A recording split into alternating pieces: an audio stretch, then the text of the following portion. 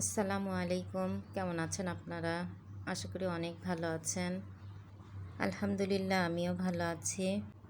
আমি আপনাদের জন্য আবার নতুন একটা রান্নার ভিডিও নিয়ে আসলাম। আমি আজকে তৈরি করে দেখাবো চিকেন বাবল রাইস।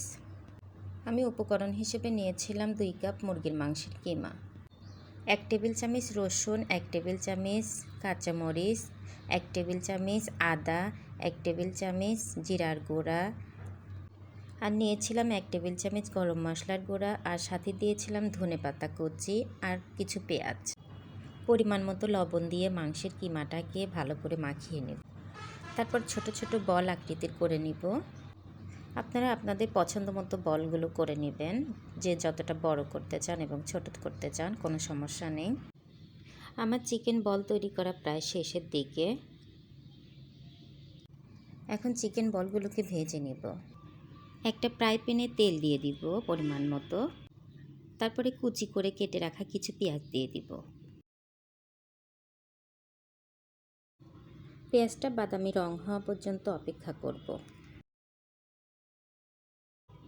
বাদামি রং হয়ে গেলে একটা পাত্রে উঠিয়ে নেব।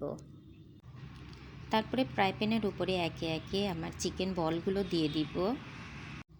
যদি ফ্রাই প্যানে তেল কম থাকে তাহলে পুনরায় আবার একটু তেল দিতে পারেন। আমার যেহেতু তেল একটু ছিল, আমার তেল দিতে হয়নি। তারপরে উল্টে পাল্টে ভেজে নেব আপনাদের ইচ্ছে মতো। কেউ একটু কড়া করে ভাজতে পারেন, আবার কেউ একটু নর্মাল করে ভাজতে পারেন। ভাজার সময় একটু সাবধানতা অবলম্বন করতে হবে, অনেক সময় গায়ে তেলটা ছিটে আসতে পারে।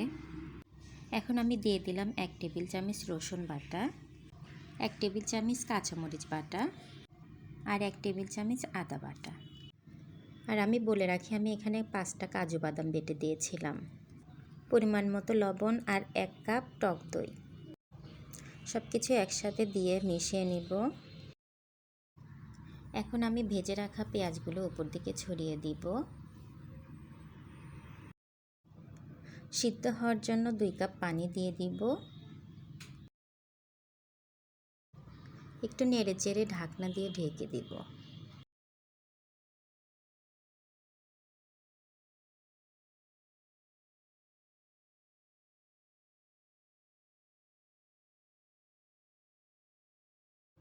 ঢাকনা উঠিয়ে 2টা তেজপাতা দিয়ে দিব।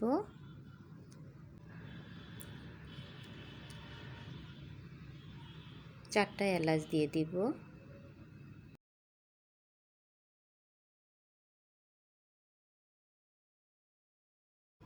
তারপর 2 টেবিল চামচ চিনি দিয়ে দিব।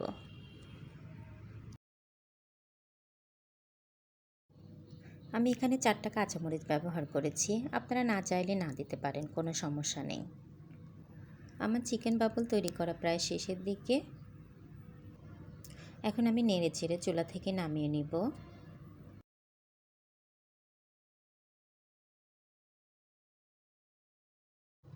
আমার ভিডিওর শুরুতে দেখেছিলেন আমি আলু কেটে রেখেছিলাম এবং ঝুরি আকৃতির করেছিলাম।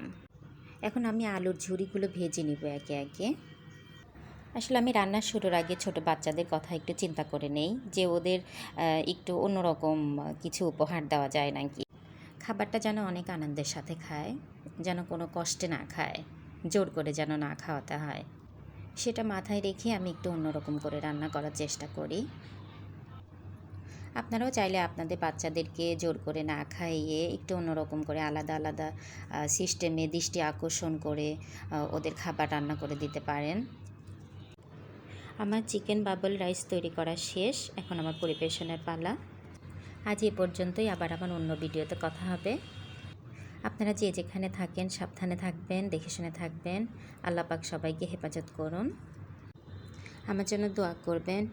আল্লাহ হাফেজ।